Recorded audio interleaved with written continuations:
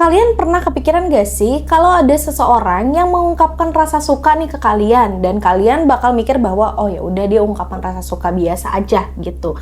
Justru ungkapan itu lama-kelamaan bisa menjadi sebuah ketertarikan yang menggila, bahkan membuat kalian merasa tidak aman. Dan hari ini kita akan membahas kasus yang benar-benar menggila dan tidak masuk di akal. Hai, selamat datang di Kisah Kriminal Nyata. Apa kabar kalian semua? Semoga kalian dalam keadaan yang berbahagia dan juga sehat ya. Amin. Sebelum kita masuk ke cerita hari ini, jangan lupa untuk dibantu diklik subscribe dan nyalakan lonceng notifikasinya. Sekarang, mari kita kupas di cerita hari ini.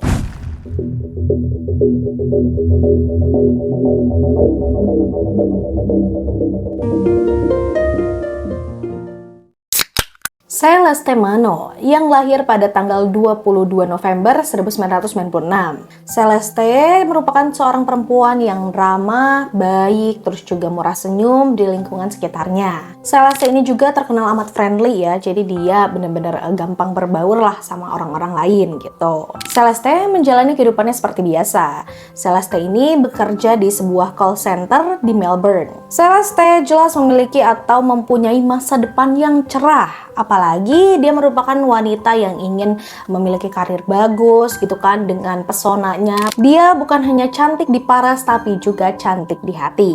Di sisi lain ada seorang laki-laki bernama Luai Sako yang lahir pada tahun 1994. Luai ini tipikal laki-laki yang sedikit introvert, tapi dia juga baik tentunya jelas, namun dia banyak menutup dirinya gitu. Jadi dia nggak banyak bersosialisasi lah gitu si Luai ini. Luai ini berasal dari Irak dan dia menggunakan visa pengungsi untuk pindah ke Melbourne. Nah, apa hubungannya Luai dan juga Celeste ini? Seiring berjalannya waktu, Celeste yang terkenal ramah terus juga friendly ini memiliki rekan kerja ya si Luai ini gitu. Luai yang merupakan tipikal laki-laki introvert dan gak mudah berbaur gitu kan, bersosialisasi dengan rekan kerja yang lain, dia malah justru merasa nyaman di dekat Celeste. Karena tadi Celeste yang murah senyum terus juga baik, jadi bikin si Luai ini nyaman lah. Nah, nggak ada keanehan tuh di situ. Mereka ya udah seperti biasa lah jadi rekan kerja gitu. Tapi tanpa Celeste tahu, di sisi lain Luai ini sering memperhatikan Celeste. Kayak misalkan Celeste lagi ngomong, lagi ngelakuin kerjaannya, si Luai ini memperhatikan Celeste begitu detail. Sampai tanpa disadari Luai sendiri, ternyata Luai memiliki benih ketertarikan nih ke si Celeste. Dan pada saat waktu berjalan, ya udahlah hidup seperti biasa aja gitu. Luai yang sumringah ketika ke kantor karena dia ngelihat Celeste gitu kan. Celeste masih belum menyadari itu. Dia juga masih menjalani kehidupannya seperti biasa. Tapi di hari itu mungkin hari yang tidak mengenakan bagi Luai karena pasalnya Luai terkena layoff dari perusahaannya, yang mengharuskan Luai harus hengkang dari perusahaan call center tersebut. Namun, Luai yang jelas tidak menerima keputusan ini dengan lapang dada, ia pun merasa kesal dan juga sedih. Tapi ada satu yang membuat aneh gitu. Luai memang kesal kalau misalkan dia di layoff nih, alhasil dia nggak punya kerjaan. Tapi ada yang membuat Luai sampai marah dan emosi karena dia tidak bisa lagi melihat si Celeste. Jadi kemarahan terbesar Luai ini bukan karena dia dipecat, tapi dia nggak bisa lihat lagi Celeste. Dimana hari-harinya kan si Luai ini lihat Celeste dia lagi ngapain, lihat senyumnya, Luai nggak bisa tuh dari situ. Nah, waktu pun berjalan nih seperti biasa. Luai yang harus mencari pekerjaan tambahan, serta Celeste yang juga bekerja seperti biasa lah ya gitu kan. Tapi dari sinilah muncul sebuah kegilaan yang tidak pernah bisa dibayangkan. Pasalnya, setelah Celeste mencoba untuk menjalani kehidupan biasanya, Luai pun yang harusnya sudah mencari pekerjaan lagi, ternyata Luai sering mengirimi Celeste sebuah pesan. Di pesan itu si Luai ini ya nanya-nanya lah gitu ke Celeste gitu. Celeste yang dia ramah, baik, dia menjawab ya seala kadarnya ditanya aja gitu, nggak ada maksud lain. Tapi hal tersebut membuat si Luai ini kegirangan dan merupakan sebuah kode lagi nih. 1 atau 2 pesan Celeste langsung menjawabnya dengan ramah, baik dong, maksudnya kayak udah gitu kan, sebatas rekan kerja biasa gitu. Namun tanpa disadari oleh Celeste, pesan itu justru makin membuat dia merasa tidak aman. Karena pasalnya, setelah Celeste berusaha untuk menjawab 1 atau 2 kali, si Luai ini meminta lebih. Luai terus mengirimi Celeste pesan sampai kalian tahu berapa banyak? 140 pesan. Dan kalian tahu berapa lama Celeste menerima pesan itu? Dalam kurun 6 bulan. Jadi, si Luai ini mengganggu hidup Celeste sampai 6 bulan. Dia terus mengirimi Celeste pesan meski Celeste itu nggak mau ngejawab pesan itu gitu. Bahkan kalian tahu apa? Celeste juga sering memblokir akun-akun yang mengechat dengan nama Luai. Si Luai ini juga nggak sekali 2 kali guys. Ketika udah di blok, si Luai ini bikin akun baru lagi, terus ngechat lagi si Celeste. Celeste ini sampai ngeblokir mungkin ada 30 akun lah, akun anonim gitu kan, yang dimana itu adalah si Luai. Terus ngapain lagi selain ngeblokir? Celeste ini juga sudah melaporkan apa yang dilakukan Luai kepada pihak kepolisian atas dugaan yaitu spamming dan juga peneroran lah ya masuknya gitu. Tapi sedihnya, pihak kepolisian tidak langsung menanggapi dengan cegap atau gesit, di mana Celeste hanya meminta agar Luai tidak lagi mendekatinya dalam proses hukum yang jelas. Cuman ya itu, polisi nggak langsung ngegubris gitu, polisi ngehold dulu nih kasus ini, karena mungkin dirasa polisi sana ini nggak terlalu penting lah gitu loh. Namun, ketidakpentingan yang diacukan oleh pihak kepolisian bisa menjadi sebuah tragedi yang tidak pernah terbayangkan. Setelah Celeste sudah membuat laporan kepada pihak polisian, Celeste pun merasa tidak bisa terpuruk atau merasa takut terus nih sama chat dari si Luai. Celeste pun mencoba untuk hidup seperti biasa lah. Dia bekerja, makan, pulang, hangout sama teman-temannya gitu kan. Mencoba untuk ignore banget lah nih si Luai ini gitu. Atau mencoba untuk menghilangkan rasa kekhawatirannya nih terhadap si Luai ini gitu. Lalu setelah Celeste ini mencoba untuk menjalani kehidupan biasa, Luai masih terus berkutat dengan ya pesannya itu sama si Celeste, tapi sudah nggak se-too much sebelumnya gitu kan. Akhirnya Celeste pun beberapa bulan lah ya dari situ ya 3-4 bulanan lah Celeste merasa tenang gitu kan, aman, dan laporannya seenggaknya dia udah bikin laporan nih gitu kan, meski si laporan itu tuh masih belum diproses sama pihak kepolisian. Akhirnya saat si Celeste sudah mencoba untuk hidup dengan tenang, damai, Celeste juga mencoba untuk membuka hati untuk seorang pria, dan dari situ Celeste pun langsung berbagi kebahagiaannya karena dia sudah memiliki pasangan. Celeste membagikan kebahagiaannya itu di media sosial. Jelas, media sosial juga kan merupakan tempat atau orang-orang berbagi kisah kehidupannya gitu kan, atau emosinya gitu.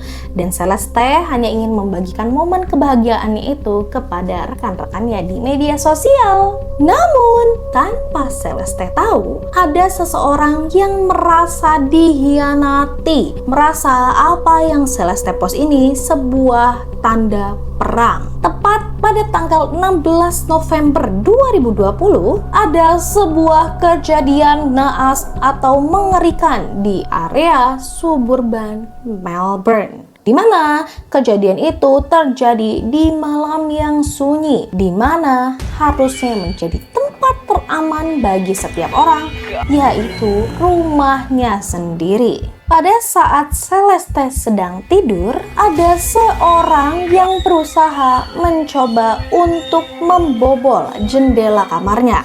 Celeste yang sedang tertidur pulas dengan tertidur nyaman gitu kan di rumahnya gitu kan, yang nggak mikir macem-macem lah, ya udah tidur aja biasa gitu. Tiba-tiba ada seseorang yang berhasil masuk ke kamarnya dan langsung melakukan hal di luar nalar manusia. Orang ini yang sudah membawa palu dan juga benda tajam lainnya langsung melakukan aksi gilanya dengan menikamkan benda tersebut kepada tubuh Celeste yang sedang tertidur sebanyak 24 kali tikaman. Ya, 24 kali tikaman.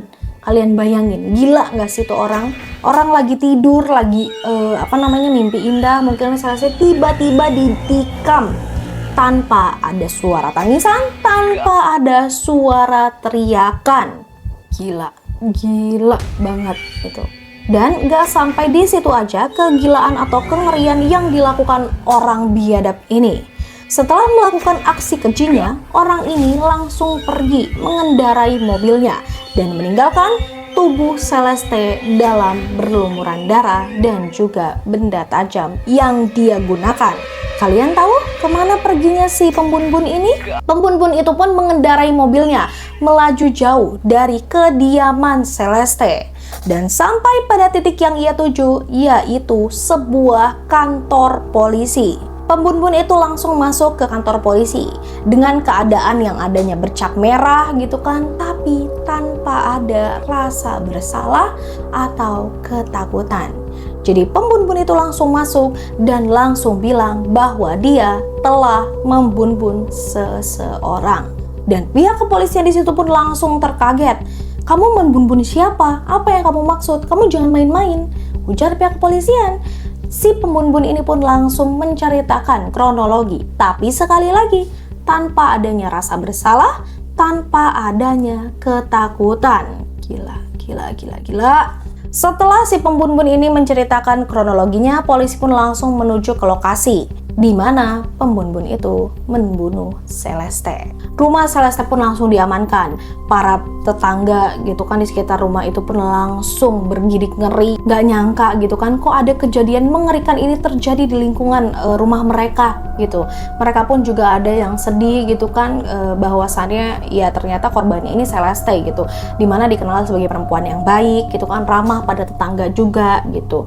Siapa yang tega membunuh Celeste, wanita baik ini gitu? Banyaklah pertanyaan gitu. Dan akhirnya sampai kepada media dan langsung meliput ini secara besar-besaran dan viral di Australia. Kasus ini pun gak berhenti sampai di situ.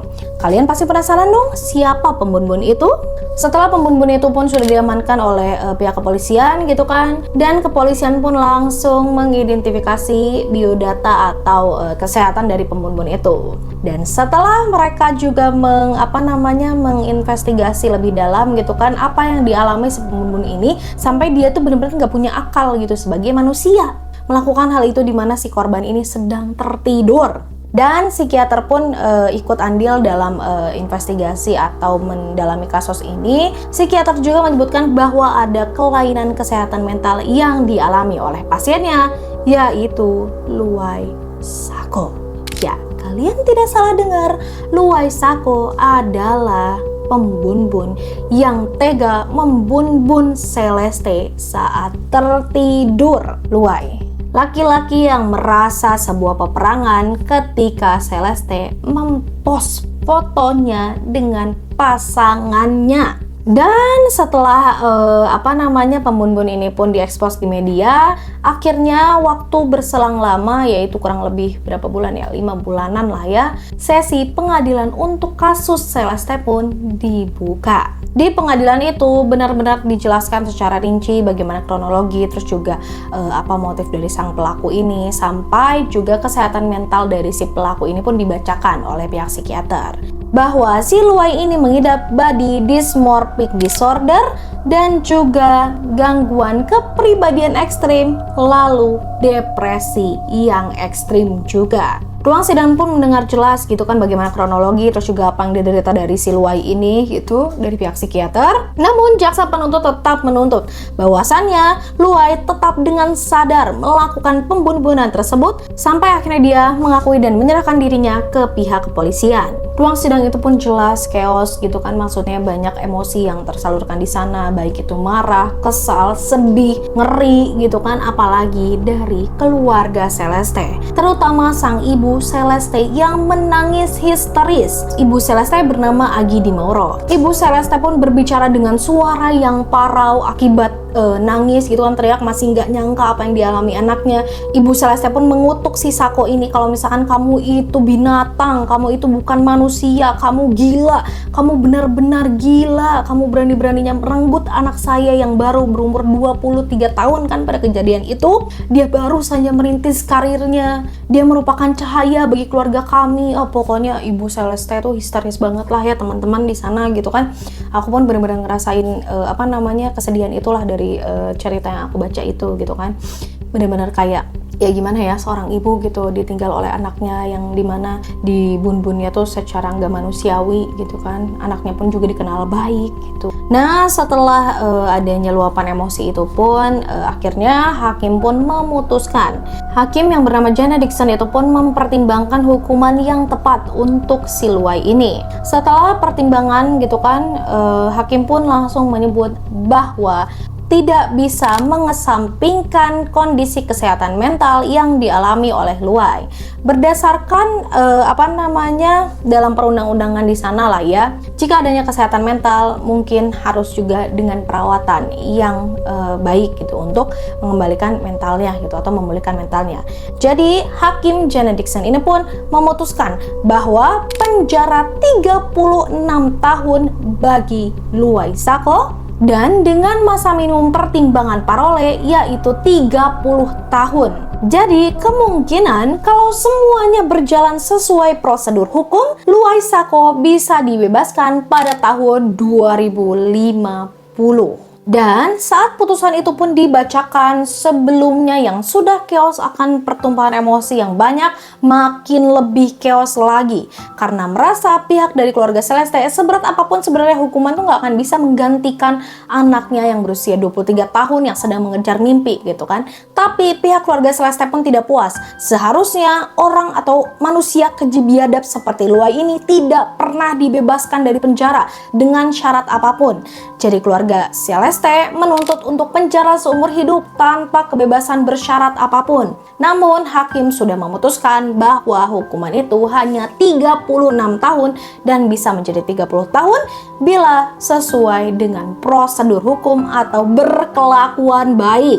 Keluarga Celeste pun jelas campur aduk gitu ya, makin emosi, kesal, marah gitu kan atas hakim yang sudah memutuskan itu gitu kan. Tapi ya mau bagaimana lagi, hakim sudah memutuskan. Tapi keluarga Celeste pun ikut dalam forum atau demonstran di mana mereka menuntut sebuah keadilan bahwa hukum seharusnya mampu melindungi semua gender, baik laki-laki ataupun perempuan, tidak memilih-milih. Dan bagaimana kasus stalking atau obsesi ini juga bukan hanya menelan satu korban, di mana sebelumnya pun ada korban lain, tapi tidak ada undang-undang yang jelas atau tidak ada ketegasan dalam proses hukum untuk membantu melindungi sang korban. Dan mereka pun juga terus menuntut gitu kan agar keadilan ini pun jelas, sejelas-jelasnya, agar perempuan pun merasa terlindungi gitu kan dari hal-hal seperti ini, agar tidak ada lagi Celeste yang lain. Dan teman-teman semua atau para pecinta kisah kriminal nyata,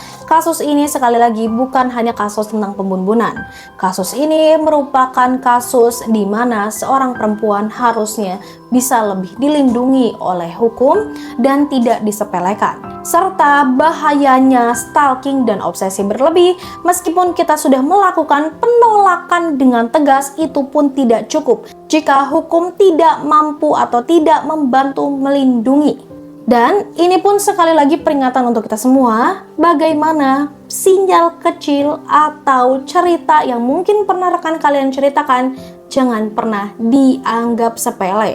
Bisa jadi dari cerita atau sinyal itu, dia berusaha untuk meminta sebuah perlindungan. Jadi tetaplah peduli pada sinyal kecil yang diberikan oleh orang terdekat kalian. Jangan abai, agar tidak ada kasus yang sama seperti ini dimanapun itu.